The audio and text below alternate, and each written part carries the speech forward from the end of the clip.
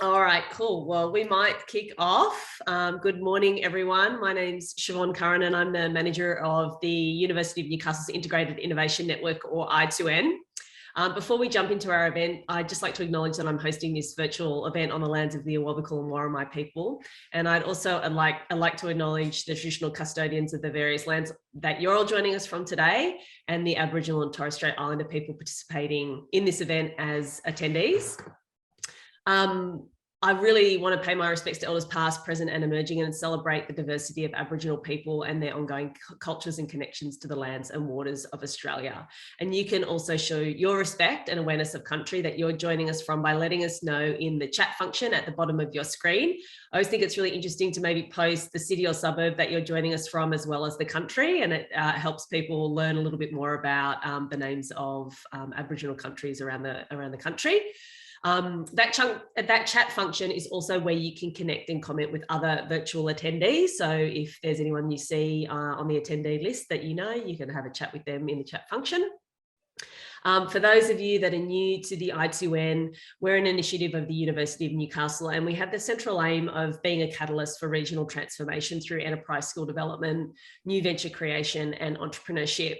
At the heart of the I2N is a strategically positioned entrepreneurship centre in Newcastle CBD at Honeysuckle, which offers co-working facilities that are complemented by mentoring programs, a series of connection events and cohort-based programs that cover a range of different entrepreneurship and startup fundamentals. So enterprise skill development, pre-startup creation, new venture establishment and acceleration. And we also assist existing SMEs with their innovation development as well. Unfortunately, we can't come to you live today from I2N Hub Honeysuckle. We're all in lockdown, so we're here online, and isn't technology a wonderful thing? Nevertheless, at all of our events, with all of our programming, we support all industries and sectors and all technologies. We even extend beyond traditional tech-based startups to include social innovation and creative industries as well. So in just under 5 years of operation, and with the support of the New South Wales Government's Boosting Business Innovation Program, the I2N's welcomed over 4,900 innovators and entrepreneurs from a range of different industries and sectors at any stage of their journey and regardless of their affiliation with the university. We've actually just completed our most recent survey of the last financial year, and we have helped fuel, grow and graduate more than 104 teams. They've raised over 18.6 million in funding and have fostered and created dozens of jobs and work integrated learning opportunities for our students and graduates. They're acquiring customers, they're winning awards, they're growing their teams, and they're developing products and solutions that are delivering real world impact here in the Hunter region. So we're really excited to be able to share with you a range of different opportunities that you might like to engage with the I2N at the end of today's presentation. But in the meantime, you can always jump onto our website, which is newcastle.edu.au/I2N. So a little outline of the format for this morning's event. We've taken a number of questions from attendees at registration, and I'm sorry to those of you, we make that a compulsory field that you have to enter on registration. And we do that because it's always nice to elicit a thought bubble that someone might have that's generated their curiosity to want to register for the event in the first place. You can always say not applicable, or I don't have a question right now, and that's totally fine. But it's always really interesting to see why people are motivated to want to come to these events and learn about the founder. So we'll be leading with those questions first after our speaker provides a brief background on their startup journey. And then we'll open it up to any questions that have been asked via the Zoom chat function, which is at the bottom of the screen. So our guest this morning is Jacqueline Garrett, or Jax. She's the founder of GGWP Academy, an e-learning and influencer marketplace platform for eSport and global gaming. I have to admit that my knowledge of gaming is purely through my children, who do game quite a bit, and they're not teaching me enough, obviously, because I only learned what GGWP actually stands for recently, thanks to my colleague Richard, who does also game a lot. So for those of you who are a numpty like me, it means good game, well played. There you go. Jacqueline and her team have gone from strength to strength, raising their pre-seed round earlier this year and entering the Australian Accelerator Startmate, who we love. bringing their total funding to 425K. And despite launching only in 2020, the team have already secured a partnership with the global firm Logitech as their educational partner, supporting GGWP Academy community in their gaming career pathways. So welcome, Jacqueline, and thank you so much for taking the time to join us at Startup Stories this morning. Thank you for having me, first of all, and for doing the research there. I'm impressed. That's all Richard. Shout out to Richard. Thank you, Richard. But thank you for having me on. I really appreciate it. It's always cool to be able to talk about gaming in any capacity. So yeah, thank you. Did you want me to start the presentation? Yeah, feel free to share your screen. Perfect. And jump right in. First of all, thank you anyone who is currently, you know, in chat and having an interaction with us. I'm just going to go and share my screen. 2 seconds. And I will just put this into presentation mode. How is that looking for you guys? Excellent. First of all, I guess the first thing that I could probably say about my career and where I've started off in terms of why I am where I am at the moment is because school was not a place of learning for me. I actually left school when I was 14, and I was one of those people where it just didn't work for me. It didn't make any sense. I really didn't enjoy high school time. And so I was failing everything and just decided to leave and start working retail. It wasn't until I was 21 that I began to look at Open Foundation for University of Newcastle. And I did the Open Foundation, the intensive 6-month course or whatever it was back then. And pleasantly surprised myself for a high school dropout, ending up with a UAI at the time of 96.9 or something ridiculous. So it was always, I didn't learn in a very traditional capacity, and there wasn't anything usual about the way that I would get to any decision if I were to really look at my situation or the decisions that I made at that time. By the time I was 30, I had over 35 jobs in 18 different industries. And we're not talking about, you know, different industries of retail or anything else. We're also talking about the different layered, you know, I've worked in admin, I've worked in design, jewelry design in particular. I've worked in aviation. So I was the training facilitator to Jetstar, looking after all of their apprentices. But I'd also be booking all of their travel as well. So I guess you could say that I've always had an interest in doing the very unique and very different jobs that were available to me at the time. And I also got, unfortunately, bored easily. So I would do things for, you know, maybe a year, maybe 2 years. I think the longest I spent in a job throughout that time would have been 4 years. And that was just to see me through uni. I was studying communications at the time. Didn't even complete that, I'm sorry, guys. But it just goes to show that I would show so much interest in something and throw all of my passion at it, and I would get bored and move on to the next thing very, very quickly. By the time it was about 2015, I actually started my first company, or founded my first startup. And the reason why I say both of those things is because I started off working in recruitment. Indie Recruitment was the first business that I put together, but Indie Explore was the first startup that I'd put together. And it was an e-learning startup that would teach young people about the flexibilities and adaptability that they required to have a future-proof career. So teaching them things like, you know, transferable skills, how to take skills from one job into your next job and have it, you know, evident on your resume and evident in the way that you approach the job that you were doing.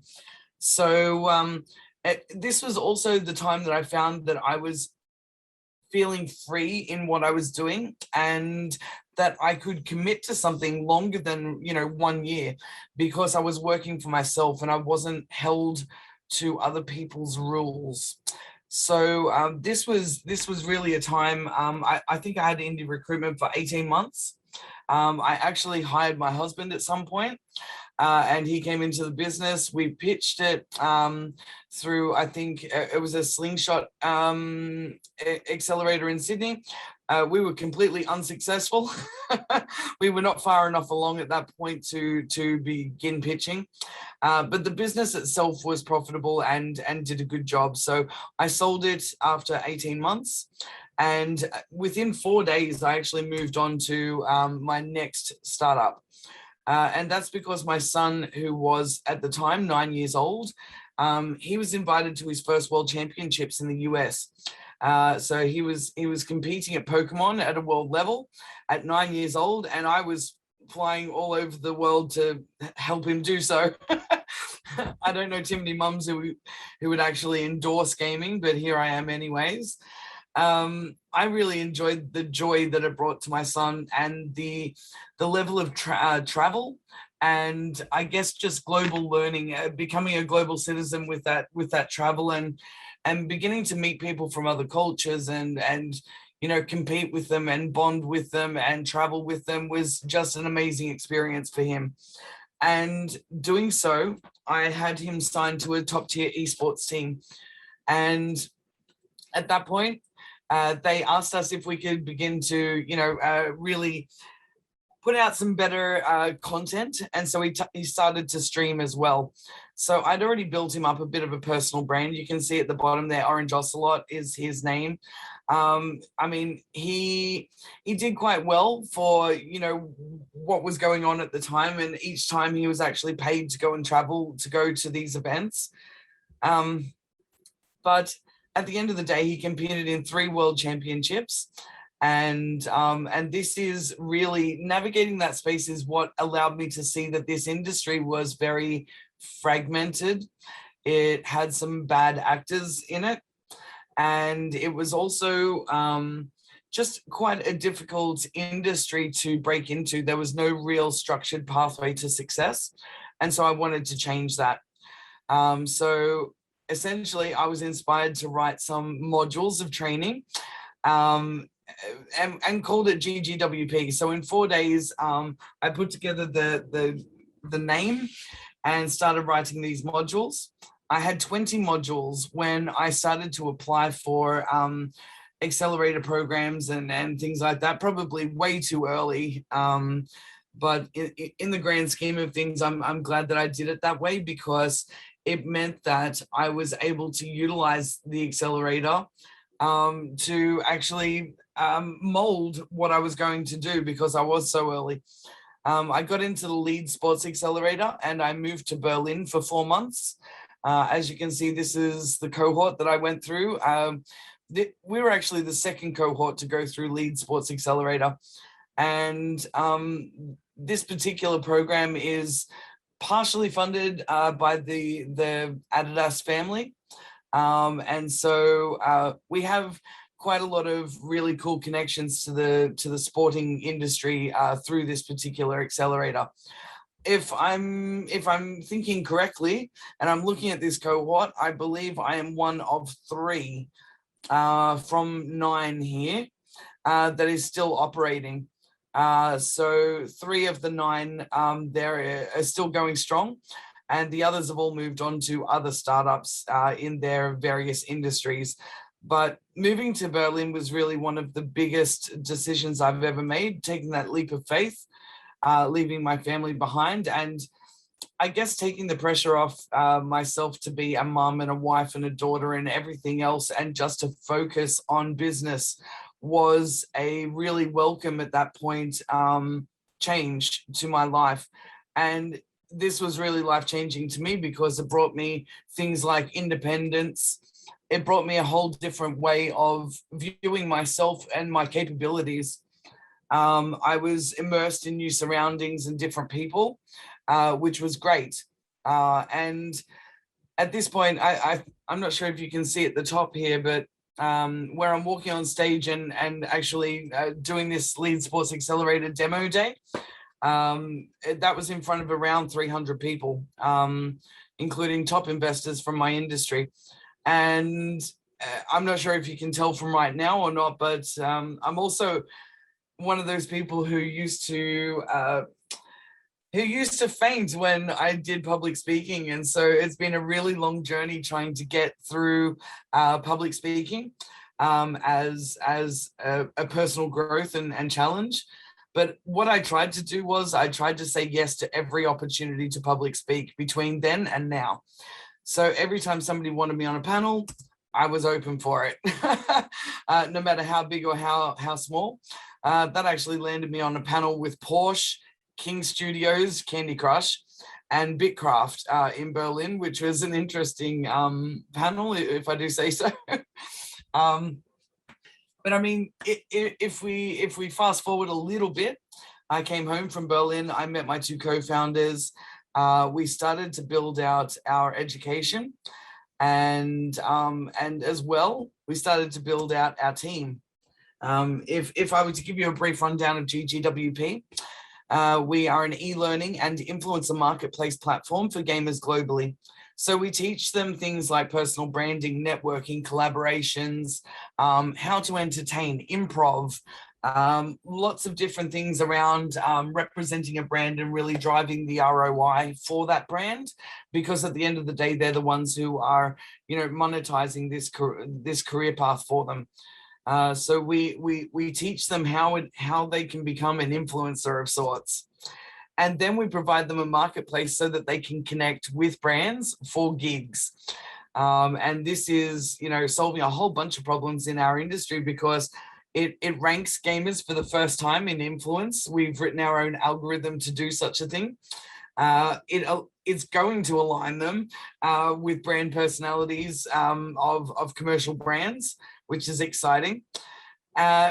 You'll be able to book, pay, measure, and rate a gamer based on their marketing campaign that they do with that brand. So if say I go into a campaign for Logitech, they will be able to rate me afterwards to say, yes, Jax was great communicator, but fell short on delivery or something like that. It might be 3 out of 5 for communication, and then, 5 out of 5 for communication, then 3 out of 5 for delivery. So really eliminating those bad actors as well. It's also the first time that we've been able to provide a creator dashboard that gives them things like engagement, follower rate, as well as their numbers. So all of their impressions, their reach, their everything in one place across Twitch, Facebook, TikTok, anywhere that they could want to bring it from, so that they can show this to a brand in real time. It also eliminates things like influencers using bots to really fill their numbers. Because when you look at it in this particular situation, number one, it's transparent so the brand can see your numbers. But number two, it's also very clear when you can see those kinds of, discrepancies. When I was asked to come on and do this presentation, I was asked to sort of think about the kinds of things that, I might want to not necessarily teach, but, maybe let others know about my journey.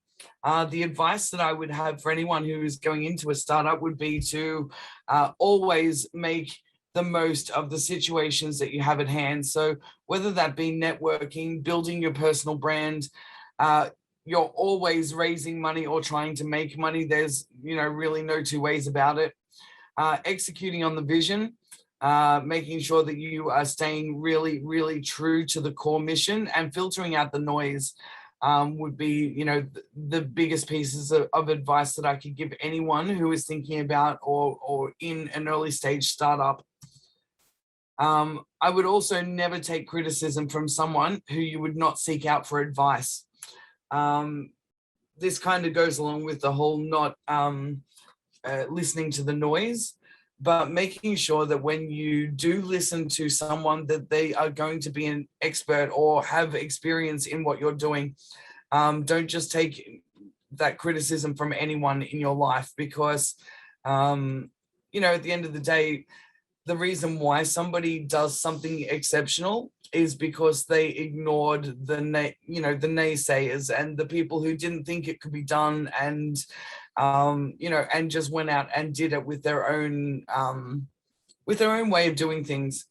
So I guess I would just make sure that you're not listening to the wrong people, and that you only listen to the people who know what they're talking about. For me, my biggest challenge was always public speaking. And this affects you when you're doing any kind of demo day or any kind of pitching with investors. And that was a really difficult thing for me to overcome. Again, like I said, it was just repetition. I really just threw myself in the deep end at every given chance. And even this is throwing me in the deep end, you know. It's not something that I feel comfortable doing, but I'm always going to say yes to it if I can.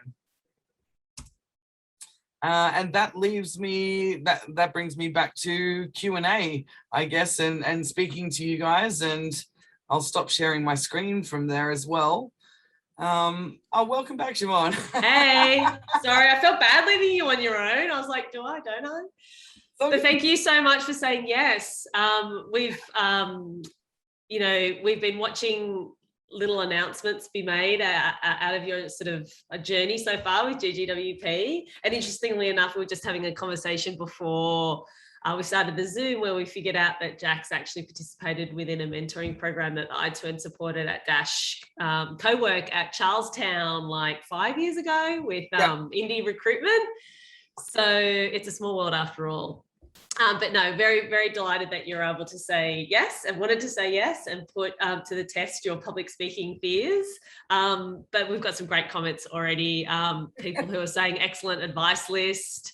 Love your honesty, Jax. Agree with your never advice. So true.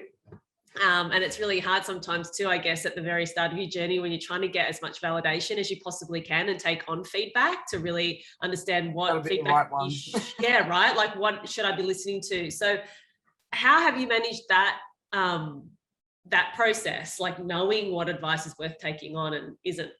Look, you're going to make mistakes. It happens, you know.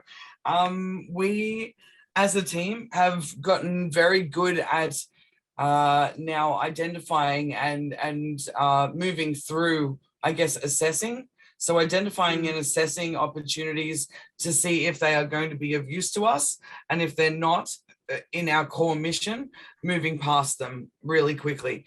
And I guess the best thing that you can do is to get to a point where you're able to do that at speed, so you're not wasting time with it. Excellent advice. Honestly, we've just been through this. We were given a really big opportunity, but was it really an opportunity if it was going to take us off course? So we really had to assess that, and it took us longer than we would have liked. And so I guess that's really front of mind for me at the moment. You know, we made a really hard decision on that, but we turned down that opportunity, and we can now see a very clear way forward, and other things have started to come to us, which is really exciting. So yeah, I mean, it was worthwhile. Yeah, I know, because it's kind of interesting in your advice, you were sort of saying, you know, like say yes to everything, but that probably doesn't translate necessarily to advice that you receive, or, you know, I would opportunities. say yes to everything that challenges you in personal growth. Yeah. I wouldn't say yes to every opportunity that comes to you in business. Yeah, good differentiator. And one of the other questions that kind of popped into my mind during your presentation was, you said you came back from the Accelerator program in Germany, and then you found your co-founders and off you went. I know a lot of single founders, when they've got an idea and maybe they're looking for a tech co-founder, they've got the idea but they don't have the technical expertise, or the other way around, they are a tech founder but they don't have the sales or management expertise. One of the big issues we find with early stage startups is trying to find co-founders. How did you go about that process?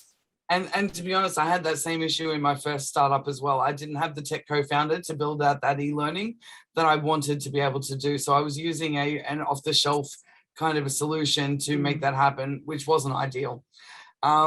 Really, finding my co-founders was really interesting, because when I came back from Berlin, I just started mentoring in the local ecosystem and helping other startups with what they were doing, and pitch presentations and things like that, really, small stuff.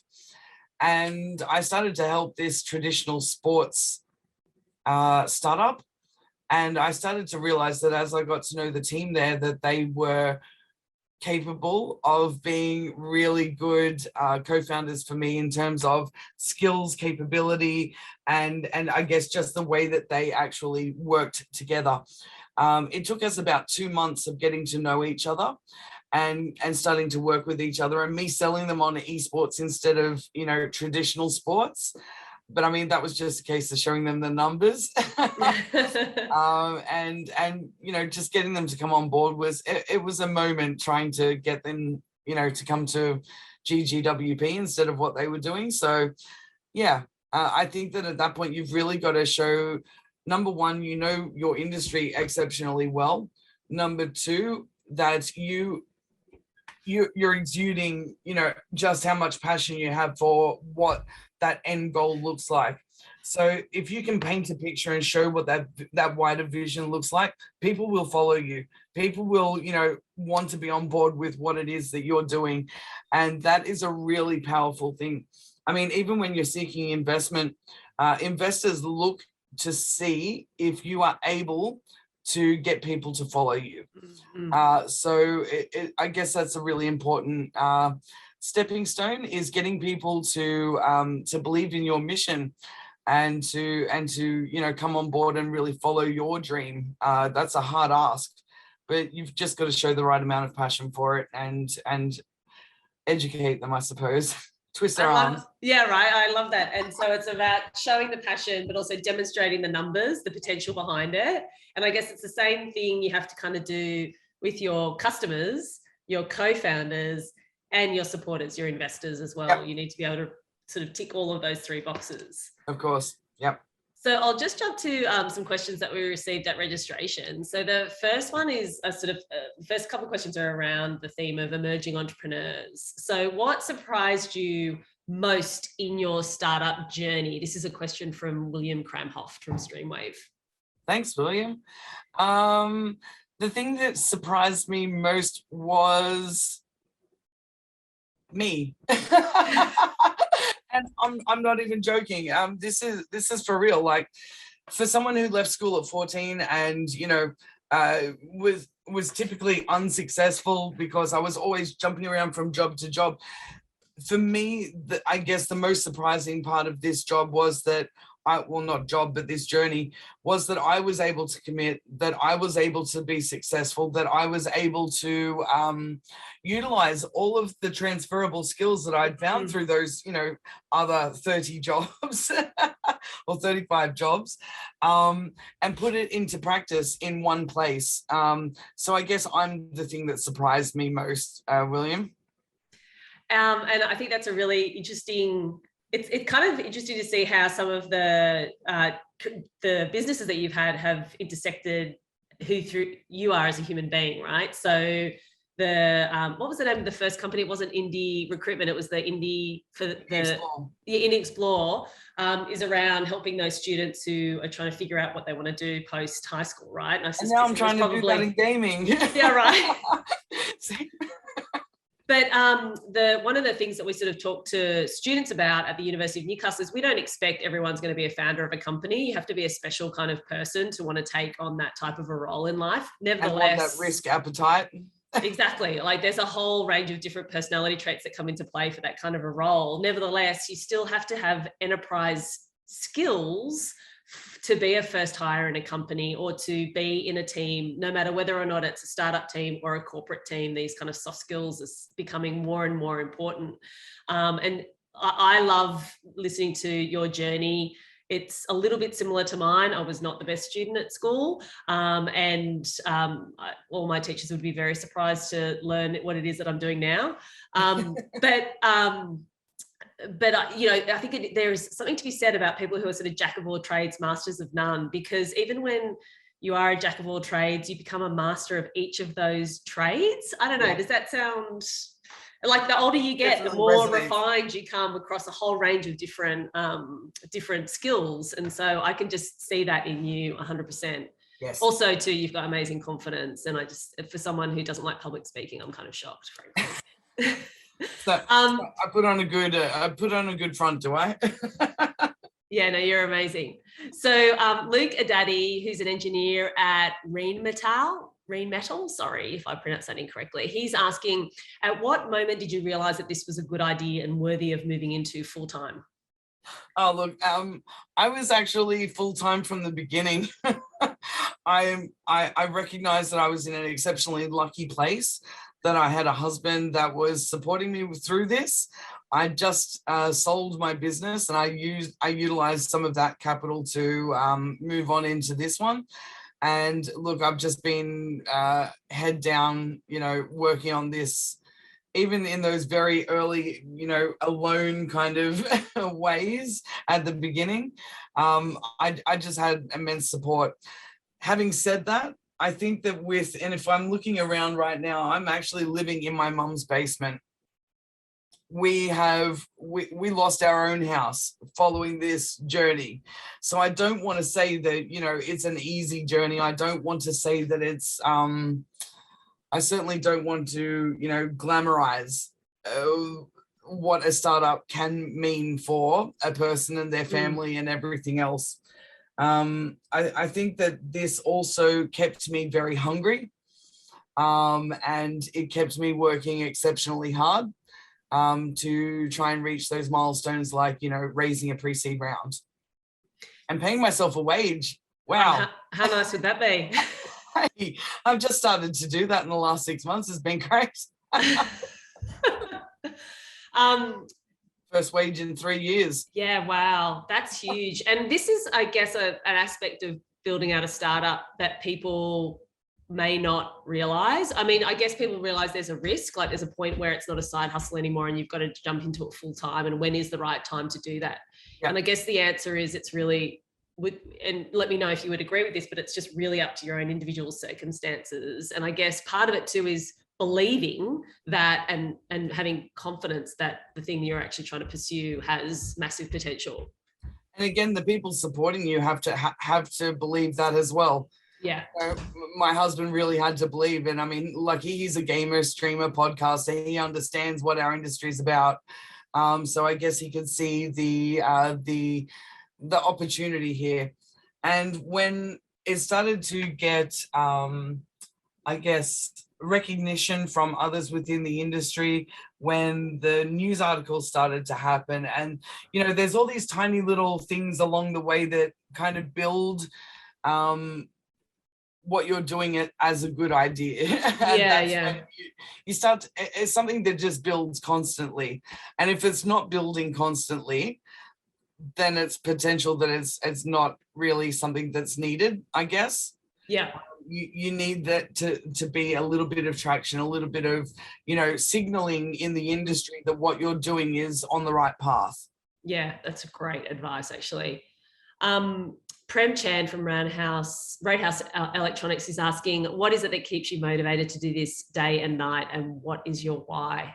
My son is my why. That's an easy one for me. I wanted to improve and increase an industry that he wanted to go in and work at.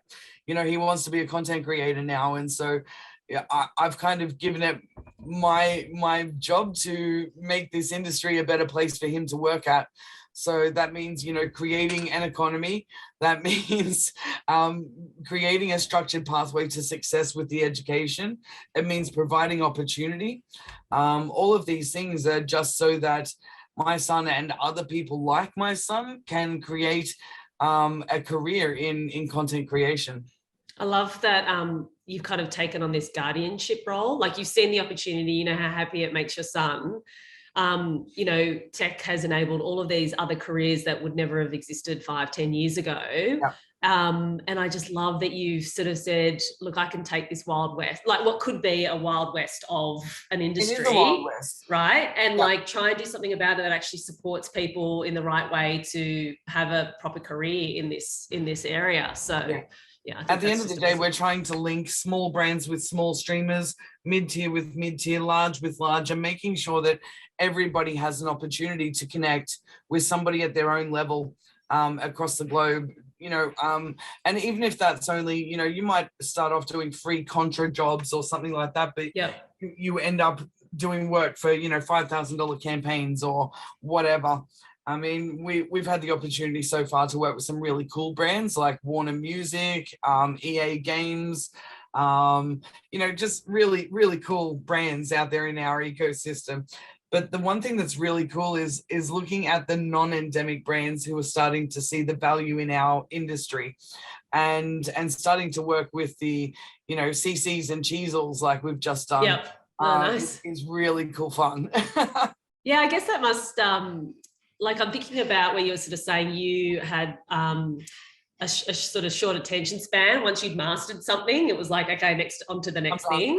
And I'm wondering if that, given this is kind of like a new space, a new industry that's developing, that might actually keep your interest longer because you're seeing all of these different ways to be able to exploit the opportunities, like, doing crazy creative brands with completely off, with brands that you wouldn't normally associate with gaming. I love that. It's also why I'm realistic about the potential for acquisition instead of, just running this forever kind of thing. Yeah, okay. I'm also that founder who looks at, the 7-year horizon and goes, right, so what is the out?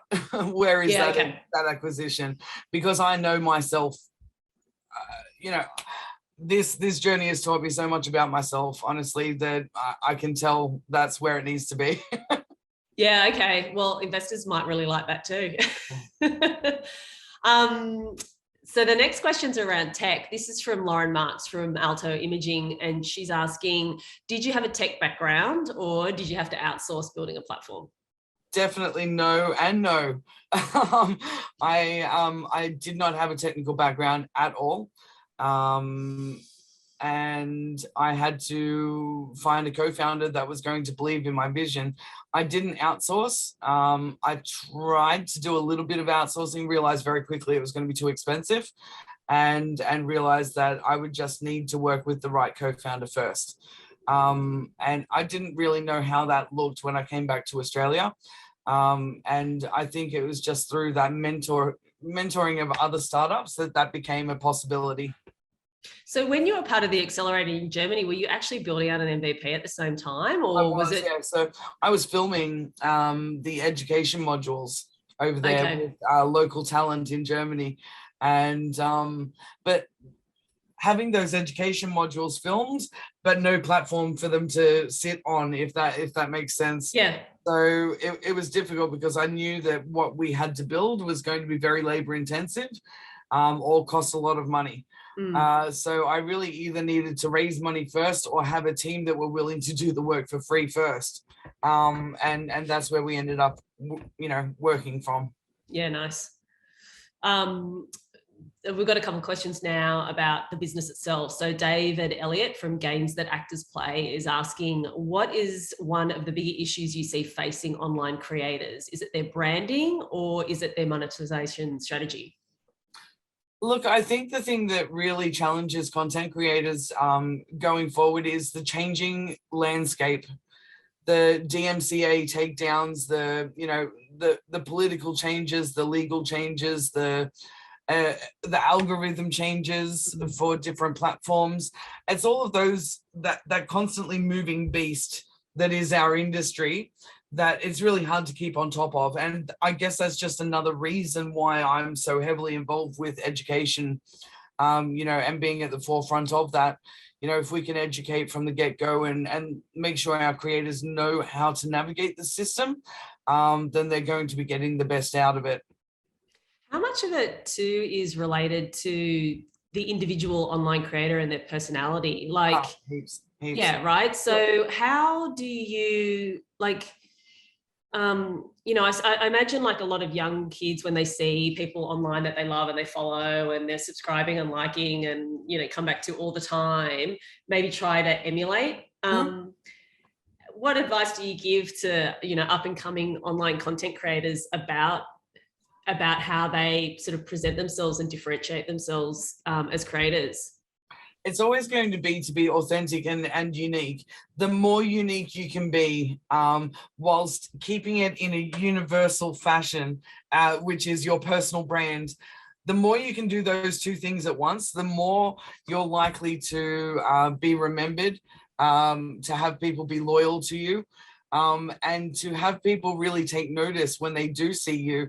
If you're unique in something that they haven't seen before, or a personality that stands out to them, or that they resonate with, that's when, you know, that true connection, that's where that happens. And that's where, you know, you're also able to create that influence with your audience as well. So I would say authenticity and uniqueness, and really, you know, once you find what that little niche is, being able to blow it up into something much larger. And I suspect that doesn't happen overnight. You know, creators need patience. And it's also not something that every single creator is going to be able to do. Yeah. But what we're trying to do is to provide a best practice that they can utilize. And you know, if they utilize everything in that best practice and they don't quite make it, you know, I think that there are smaller things that they can do within the industry. That's why I said smaller businesses with smaller creators, mid-tier with mid-tier, large with large, because not everyone's going to get to that large creator size. Yeah. Some might stick with the small, and that's okay too. Yeah, totally. You can't be everything to everyone all the time, right? The next question is from Martin Barnes, who's client services exec at News Corp, and he asks, what do you find you need to educate brands most on in regards to gaming and esports ecosystem? Look, I think it really depends on the level of education that the brand has around gaming and esports in the first place. I mean, if I'm coming into a brand and they and I need to explain to them what Twitch is, I know that I've got about 6 months worth of, you know, education, touch points, case studies sending through, you know, and really educating them and you know, taking them by the hand and showing them what our industry is. Other times you come across a brand who is really, you know, on the they have their finger on the pulse and they're ready to move into gaming, or they're already kind of dabbling, but they're not quite sure. I think that the biggest thing that you can educate in our industry is the numbers. The numbers are easily the most attractive part about what we do. We have some really cool stats in our industry, like, you know, more than a third of the global population is a gamer. You know, gaming and esports, you know, earns more than Hollywood, you know, or traditional sports combined. You know, those kinds of stats are really impressive, and especially when you can back them up with all of the numbers and all of the, you know, all of the geolocation and everything else as well. So is it important for a brand to understand what Twitch is, or do they just need to understand the potential in the numbers that they can reach through all the different channels? The client needs to have trust in what we do. You know, we build a relationship with them so that we know that they can trust us enough to do these kinds of things with their brand. You know, we're very lucky to be able to work with, you know, these brands. We certainly don't take that for granted in any way. It's a very important thing to be trusted with. But I'm not sure if I'm answering this question very well for you. Well, I guess it's like a typical ad agency through traditional online. You know, you go to an ad agency and say, you know, you go to a creative agency maybe to develop the concept, the campaign concept, but then you go to an ad agency and say, well, here's our budget of $500,000 or whatever it is. What do you recommend? And they'll say billboards, 30-second TVCs, you know, and some social media. And you trust them, and they get the content and they deploy it, and you just sit back and hope and wait that the, you know, sales increase, you know. And so I suspect you're almost acting as an ad agency in that way. A little bit, yes, at the moment, for sure. And we're working with PR agencies all over the world as well, to just deploy the gaming arm of a, you know, particular campaign, or, you know, those sorts of things as well. So, but what we're trying to build out the automated side of things, where the smaller brands and the smaller creators will really connect together alone without the extra, you know, creative people that go into that kind of work. Yeah. We will always have a place for the bigger brands where they want to do something custom and unique, like we do with Logitech and things like that. But we're trying to create that marketplace at the moment that will connect everyone. Yeah, it's kind of this like two-sided marketplace. You're serving the gamers, but it's also serving the big brands as well and educating them too. Christopher Hickey is a vendor account manager at Vodafone, and he's asking, what are the opportunities to partner or sponsor with this area for tech companies, and where do the best synergies lie? The synergy always lies in the authenticity of the link between the creator that you're working with and the brand that you're working with. So if I can connect that brand, so say it's a Red Bull brand, just for instance, if I can connect them with a creator who has a similar brand presence or brand personality to Red Bull itself, it means that their audience is automatically going to be more open to that kind of rhetoric, to that kind of tone, to that kind of voice. And so when you put those two things together, especially if that creator loves Red Bull, there's going to be an echo chamber of influence that just continues to happen there. And that is the truly exciting part of what we do is, matching those two brand personalities to create higher ROI. And is that a bit where the algorithms are that you're developing come into play? Is Correct. Identifying, beautiful. Yeah. And being able to read that out of this, the creators, social media and streaming online personality, being able to, assess what kinds of things that they stand for, how political they are, if they're toxic or not, all of these things will be assessed from their online presence and put together to match with brands in the space. It's just like kind of blows my mind what the potential of that is, because I'm even thinking about how you would like even sort of look at the comments that are being left behind to determine what kind of whether people are passive or for the game or against the game or in some way, and the thumbs up and all that kind of stuff. It must be really fascinating. Craig Hewitt, who's an MD at Engage VR, asks, what is the one thing that changed your business and that you'd suggest all founders consider?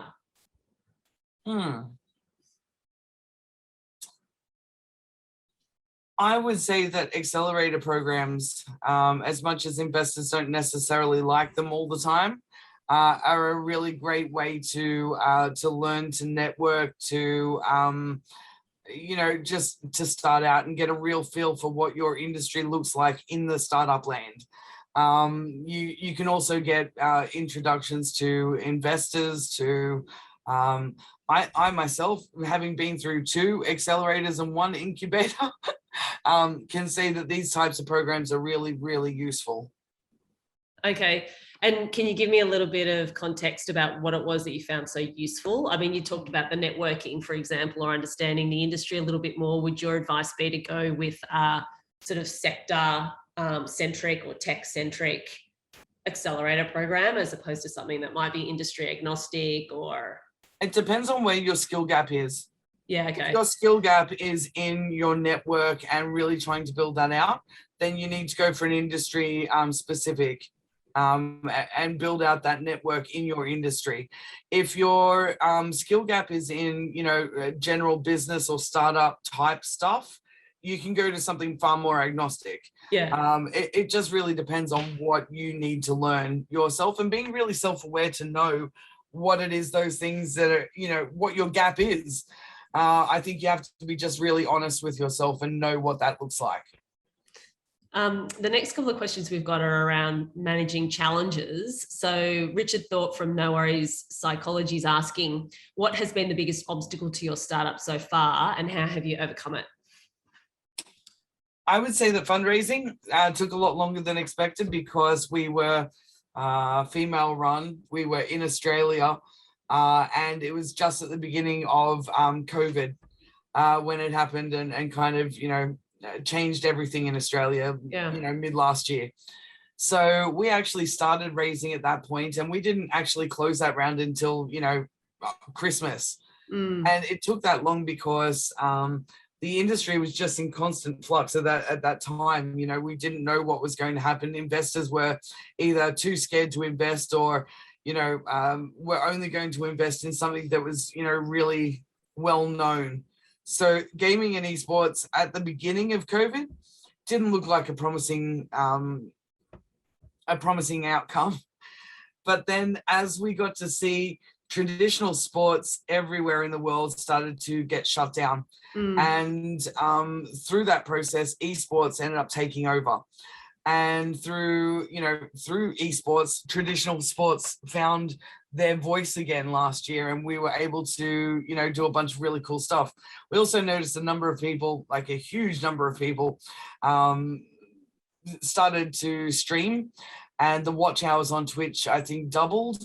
And there were all these really cool things that were happening for our industry, and so we became the tip of the tongue sort of thing for every investor, and then starting to work with those investors and figuring out who we wanted on board. And we were very lucky to onboard a bunch of really great female investors through Eleanor, or now Flying Fox, and Scale Investors, as well as the Startmate Accelerator, which was 75K.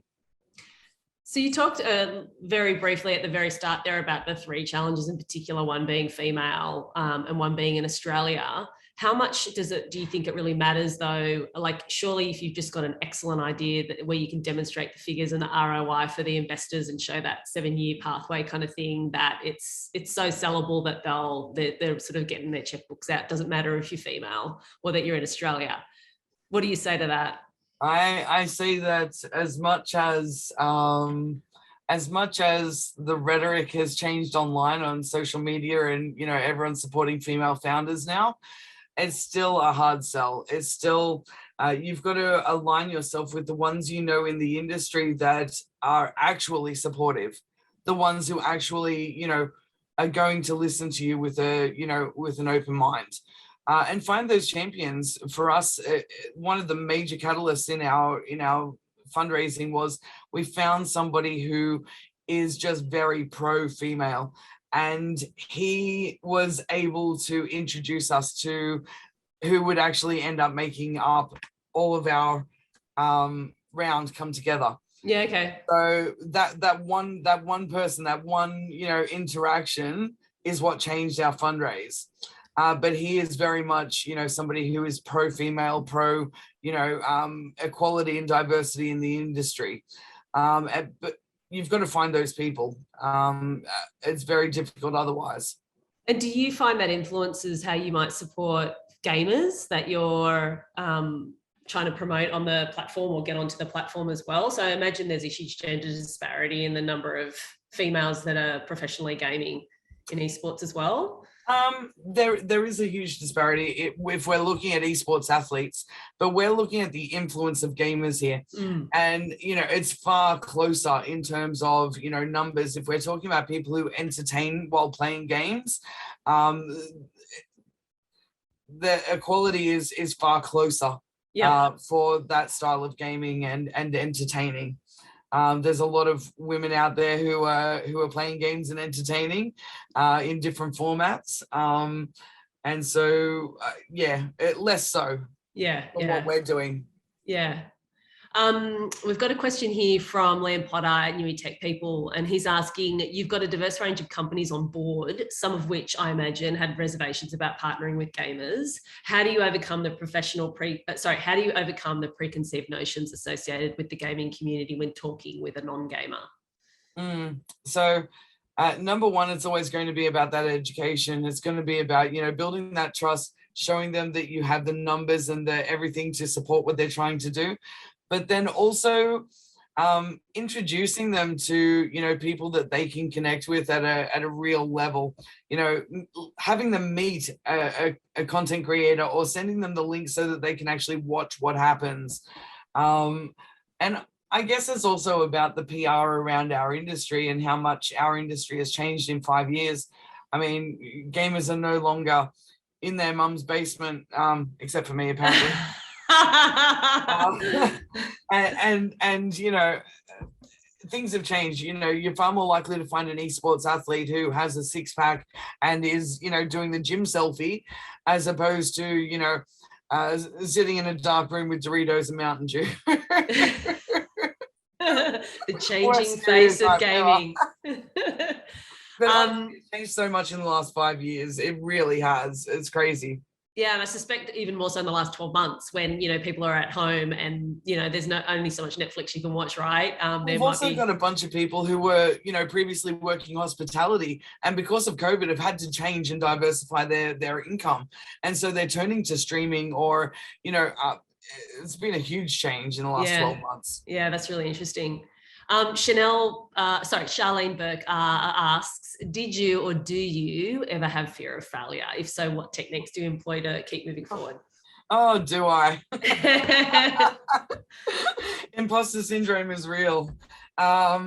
Look, I think one of the things that makes a successful founder is recognizing these things and moving past them as quickly as possible. Yeah. And that isn't to say that you always ignore them or, you know, you don't use that to assess a gap in your skill or in your knowledge or, you know, something like that.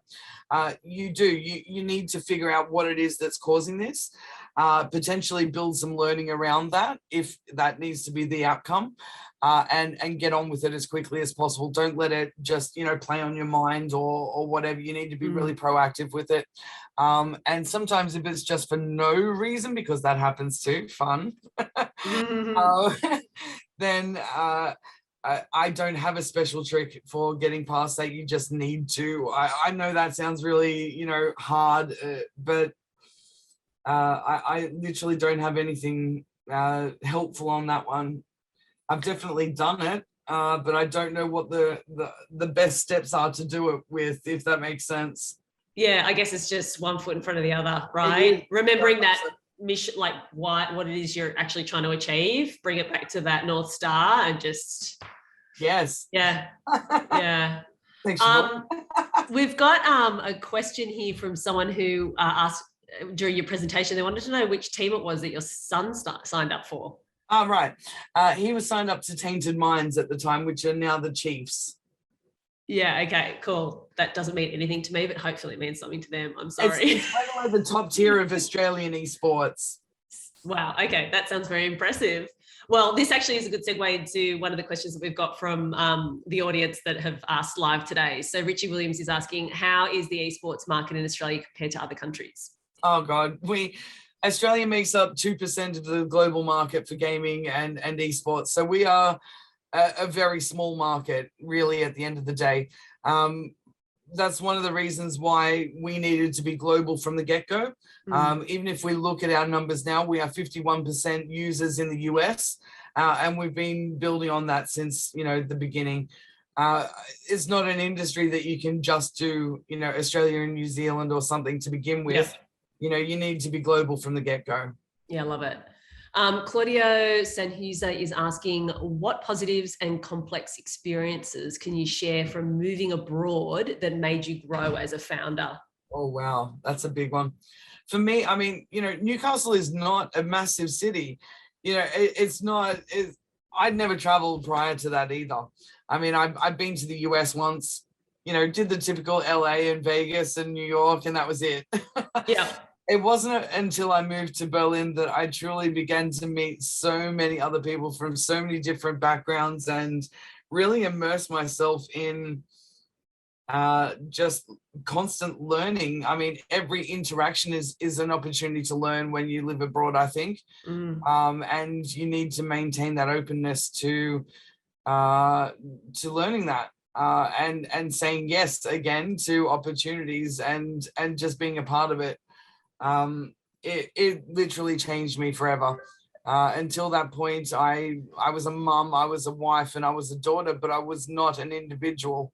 When I went overseas and I lived by myself, I truly began to see what I was capable of, and those things can't be mistaken for other people around you then, because it is just you.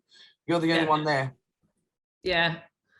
It kind of makes you realize there's almost a market for anything somewhere in the world, right? Yeah. Like you realize how big the world is, and it's just like, yeah, it's kind of crazy. But it lets your own abilities bare. Yeah, definitely. Yeah, you realize you don't know everything because there's so much more out there in the world. The last question is from Martin. He's said, you mentioned the stats being the most important piece to educate brands on. What are some key researchers, reports, etc., that you would suggest reading? Oh, there's over the years, there's been some really good ones from Nielsen, from Newzoo, from Deloitte, from YouGov. There's been some really good industry reports from all of those guys. I'm just trying to think if there's any one source of truth, though. I think that at the moment it's still so fragmented that there isn't just one place to go for all of this. But I suggest that if you have, alerts on for all of your major